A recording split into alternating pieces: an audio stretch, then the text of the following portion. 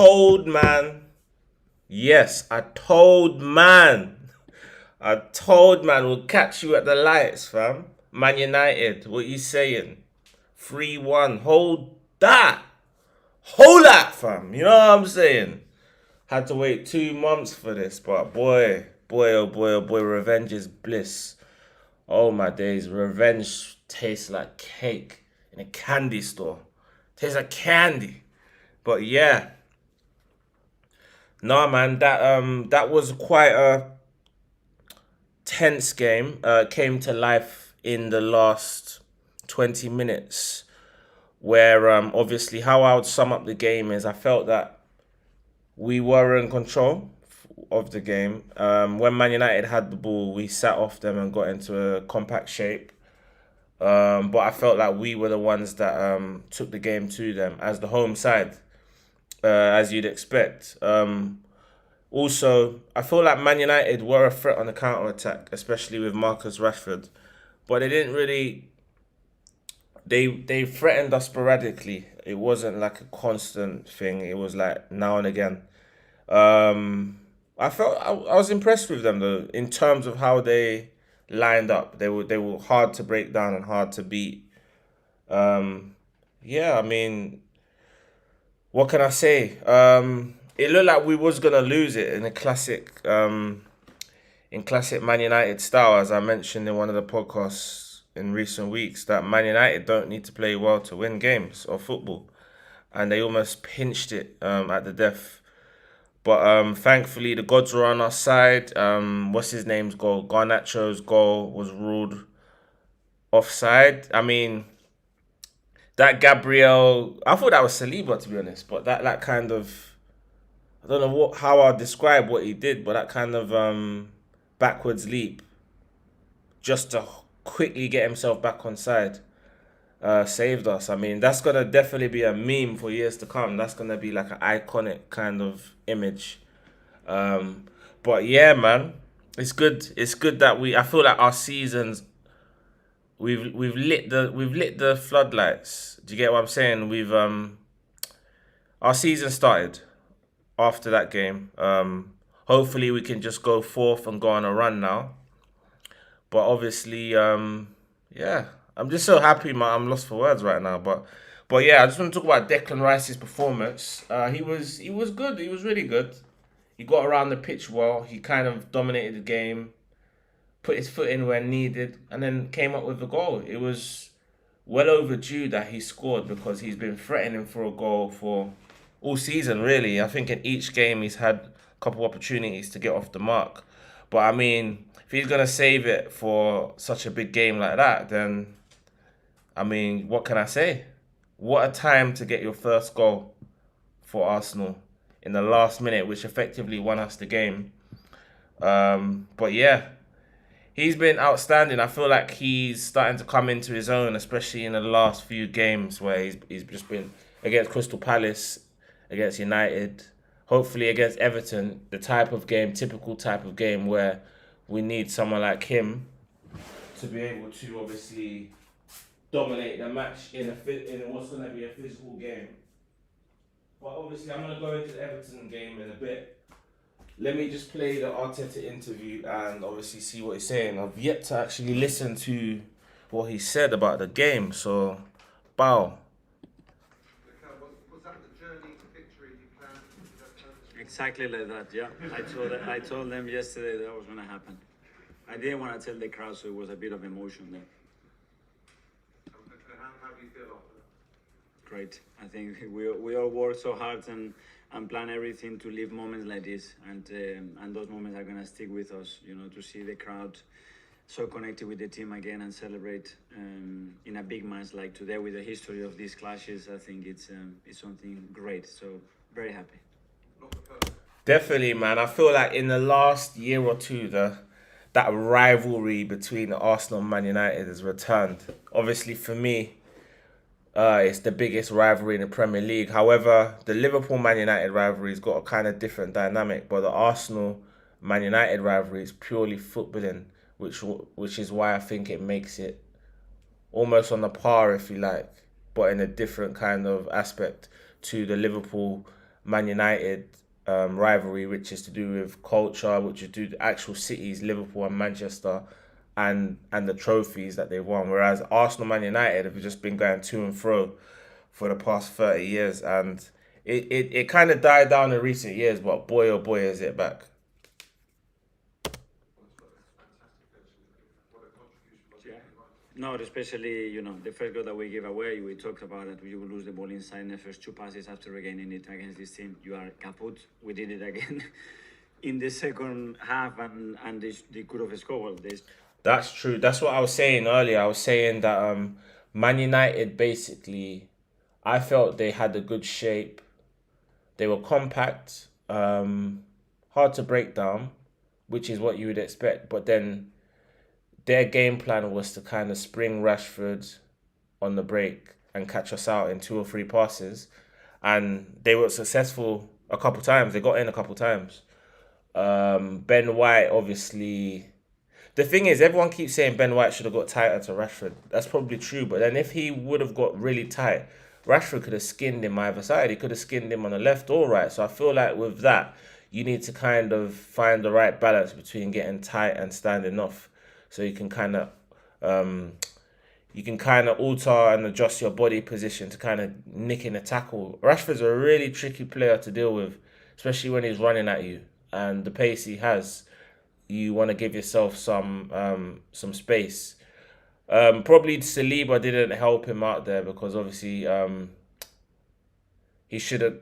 Saliba probably. How can I describe it, man? Saliba should have stood off a bit for me. I feel like should have closed the space out a bit and forced him wide. I feel like with Rashford, you want him wide. You don't want him cutting in. Definitely don't want him cutting in because, as he showed there, if he gets a shot off, he has a great chance of scoring. but it was overturned. But for the rest, the will, the determination, and the eagerness of the team, the way it shows, and was that will to win and that mentality to go and go and go. I'm so proud of. Sam, for Telegraph? Yeah, quite a lot of late goals last season and now a couple more today. What's the magic behind it? I prefer Bukayo puts it in the back of the net much earlier and the other chances that we had. But if it doesn't happen, why it has to happen another way? And a team needs different tools to win football matches, and it needs the capacity. Yeah, definitely. There's different ways to skin a cat, man. Obviously, he's persisting with Kai Havertz. Obviously, like I feel like he's trying to get his confidence up, kind of thing. To get what I mean? So, but I think it's kind of a horses for courses thing. So, like different kind of teams will require different types of players to be appropriate for that particular game. However, in saying that, Havertz seems to be playing every game. You'd think that he probably would have came out of the team for this one, but obviously Arteta's got his guys that he will just stick by no matter what, and I think Saka's one of them. Saka should have scored on Sunday, and so should have Havertz. Ironically, they're the two players that he seems adamant to stand behind and to back to the hilt. Whether that's gonna be the right decision, only time will tell. As well to react, which I think we did really well in the first half. Straight away we scored the goal, and that made the difference. And I think that set the tone as well, and some calmness to the team. So really good. James from CBS. Michel, obviously a special moment for Declan scoring. Right. Can you reflect on the 95 minutes beforehand? It seemed a really good game. I think a tremendous performance when you look about holding midfielder, how he needs to dominate his area, and the presence that is needed, how he break out play, how he glide the team together in many moments when the team was stretching a little bit. He was really dominant, and then obviously he produced a magic moment to win us the game. So really happy with him. Amy from Athletic. Michel, is it as much about mentality when Declan Rice has that opportunity as it is about your technical ability to take a chance like that?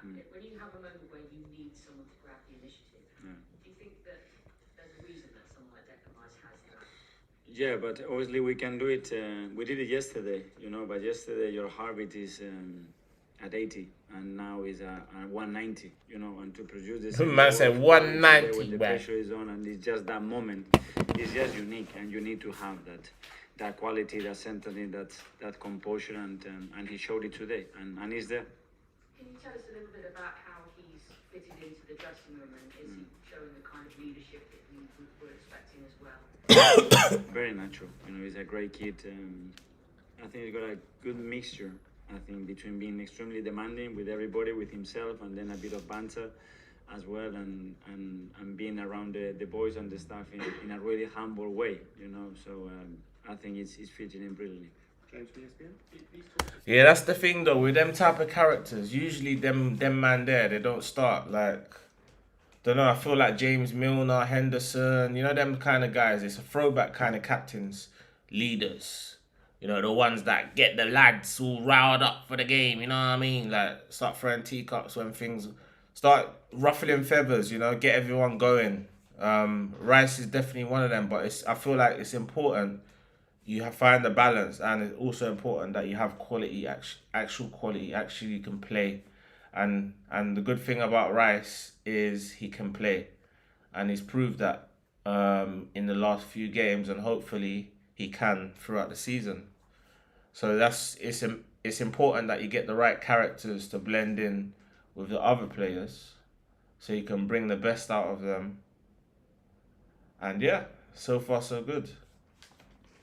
That week to add more goals, assists to his game. Is that something you see? What a great way to start. Is that something you see you can deliver this? For sure, and when you see the technical ability that he has and how he executed in these moments, is the position I think would determine a lot. You know how many goals he will score, because at the end is about how consistent you are in certain spaces arriving there. But he's got ability to that. Yeah, I'm trying to think. What's a good goal scoring return for Declan Rice? I think, all in all, it depends on where he's playing because obviously he can play in like two main positions as a defensive midfielder or as a kind of box to box. If he's playing box to box on the left, you'd expect him to get 5 to 10 goals. To be honest, I think anywhere between 5 to 10 goals for Declan Rice, that's a good return. And he's already on one, so hopefully he can get to 5 as soon as possible and start trying to get to the double figures mark. But I think the main thing that we should expect for Rice is to dominate the midfield and to just ensure that we don't get overpowered by physical sides such as the opponent that we're coming up against next week in Everton. I know it's only 4 games in, but we've seen City start very strongly. A lot of your other traditional rivals, Spurs, Liverpool. So how important is it to have that momentum and these points now not to have dropped any? For every team, when you look the competition, for every team is like game one, and if you don't win the first one, the second one, and it's still 34 games to go. So just focus on the game and play with more naturality, and the result will come. You know, if you deserve it at the end, after 30 games, you will be where you deserve. And I think we can only focus on that because it's still very, very early. Mark on the side. I hear that, but I think it's important, like I said in the last podcast, to remain as close to City as possible. So obviously at the moment they've got 100% record. They've got 9 points. We're on 7. And I'm chatting shit. No, we are not on 9. We're on. I've gone blank. Wait, no, we've won 3 games and drew 1. So we're on 10 points. They're on 12 from 4 games. So yeah, we don't really want to be allowing that gap to extend. So obviously, for me, I'm looking at it as we've got one hard fixture out of the way, but conversely, we've played 3 home games and we've only played once away. So it's important that we kind of maximize our opportunities when we're playing at home to get as many points as home as possible. And also, when we play City in October, make sure we take points off them and stop giving them points as we have been doing so for almost 10 years. Mad thing. Sorry? Yeah. How long do you anticipate he might be out? Yeah, I don't know. Unfortunately, he got injured in training and it doesn't look good. We need some more tests, but we believe he's going to be out for weeks.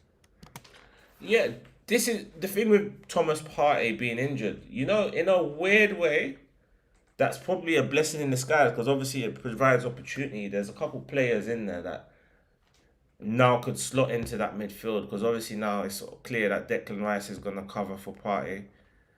It also means Ben White goes back to his proper position, which allows Gabriel to go and come back into the side. So now you've got options in midfield. You've got 3 or 4 players there who can come in. You've got people like Havertz, Jorginho, Emil Smith Rowe, and who's the other one? And Fabio Vieira, who could easily slot into that midfield role alongside Rice and Odegaard. So Partey actually being injured has actually provided opportunity for players to now come in who haven't had many minutes on the pitch. They have an opportunity to now stake a claim for a place in the side, and we don't miss him too much because obviously we've got Declan Rice now. Whereas last season and previous seasons, it would have been a calamity, bruv. It would have been a shit show had we not had Partey in the team. But now we can cope, and that just goes to show strength and depth is important, especially when you have injury-prone players. You know what I mean? Players, bruv. I think it's more a groin, but it can be something in between. Okay, do the last couple every day, I think we could say so. Yeah, I mean, we are at the international break now. How happy are you with the level you guys are in terms of the league? Yeah, very happy. I think we played 4 games. We deserve to win 4 games. It could have been very different, but Yeah. Everyone sign up to everyone sign up to everyone sign up to deservetowin.com. They're offering free tokens for new entrants. margins that we are arriving at the late stages of the game doesn't reflect what the team has done before, and I think there are things that are still in our control that we can do better, and the team will try to progress and evolve in that direction to close games earlier and win them easier. Yeah, one thing from the first 4 games, common theme is in every game we're missing 1 or 2 gilt-edged chances. For instance, off the top of my head, Crystal Palace and Ketia missed a couple chances, should have scored. Martinelli took a bad touch early on in the game. If he took a good touch, he would have scored. Also, in the Man United game, Kai Havertz was guilty. Saka was guilty.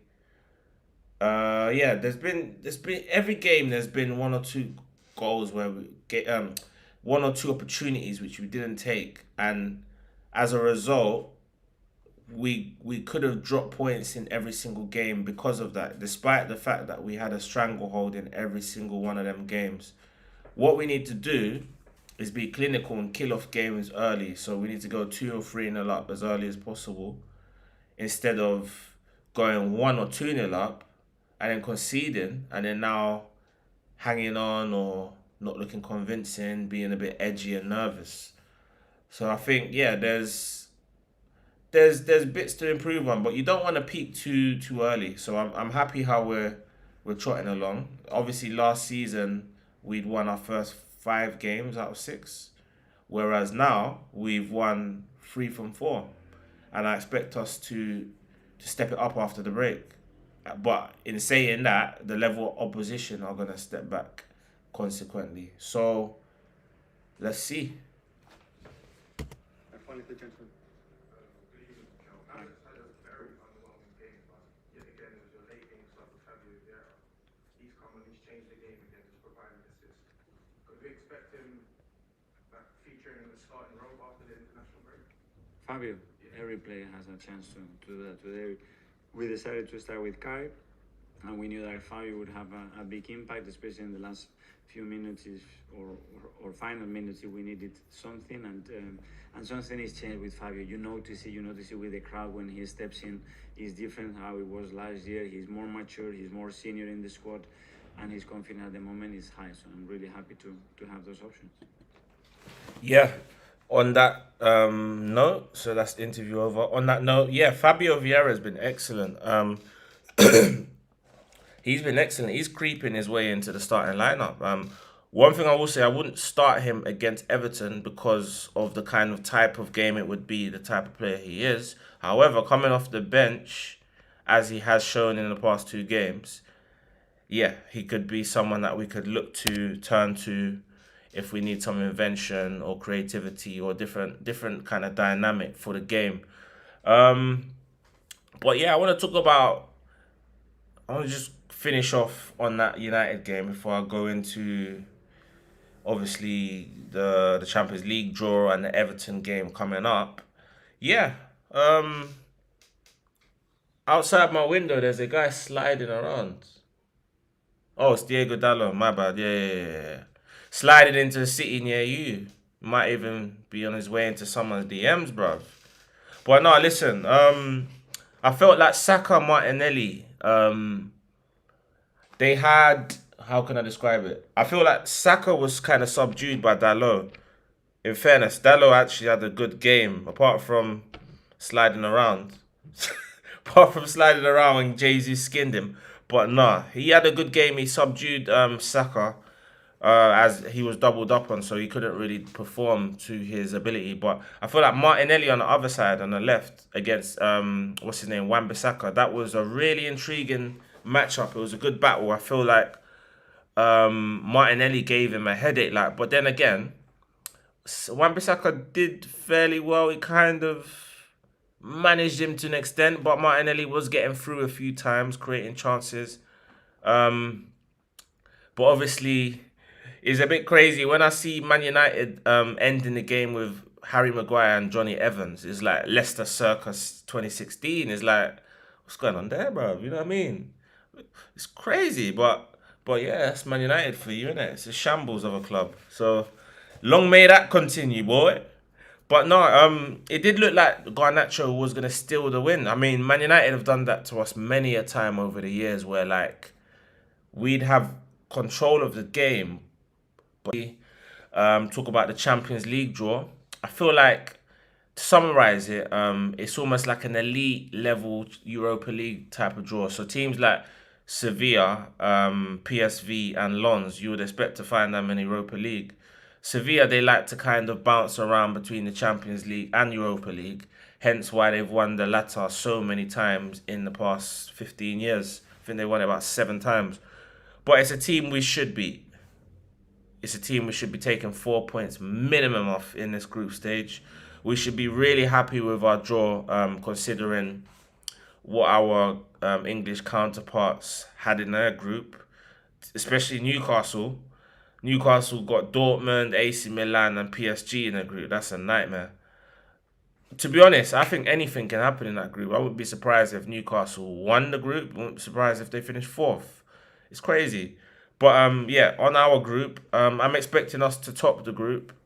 We shouldn't really be losing. However, I would accept like if we've qualified from early and we drop a couple points towards the end because we're focusing on other, yeah, I don't mind that. But I mean, really and truly, if you deep it, Sevilla are struggling in Spain, but they were last season and won the Europa League. However, we've already dealt with Sevilla last season, 6-0 in the Emirates Cup.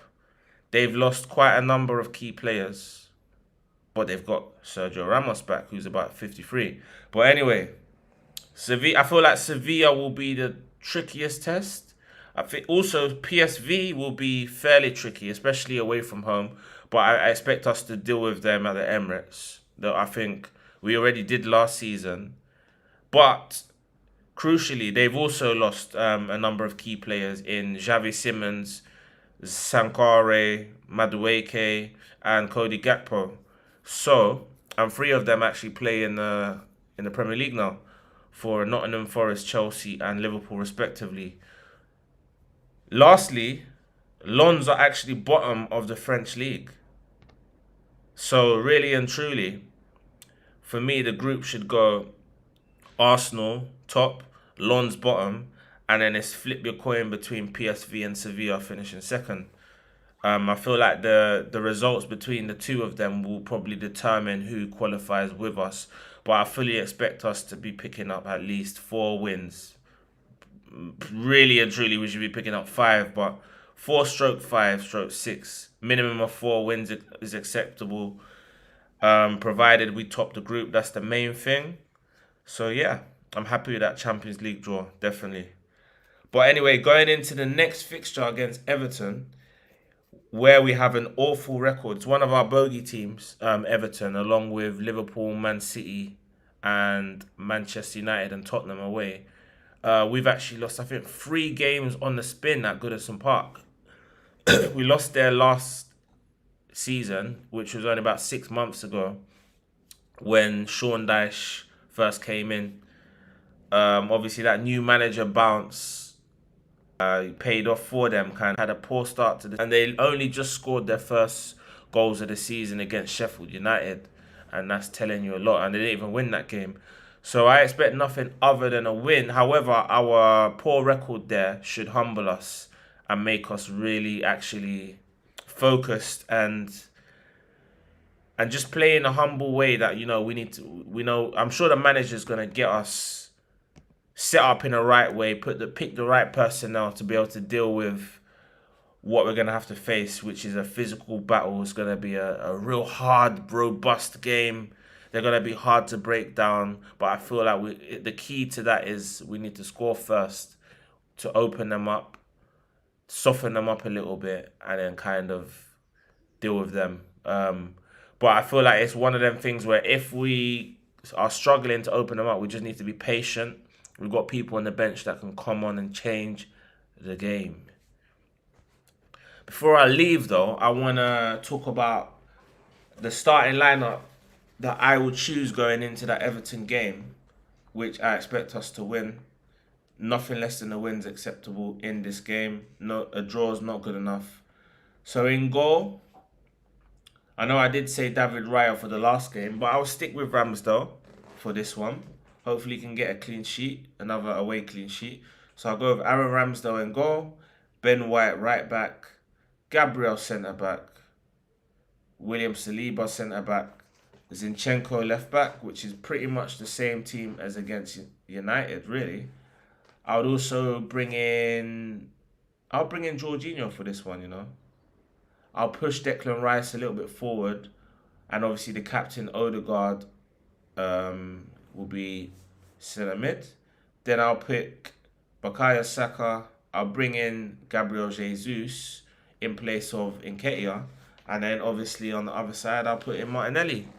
So that's the team I would pick against Everton. So hopefully we do win that game and continue our top form. Because we need to catch Man City. And I expect us to.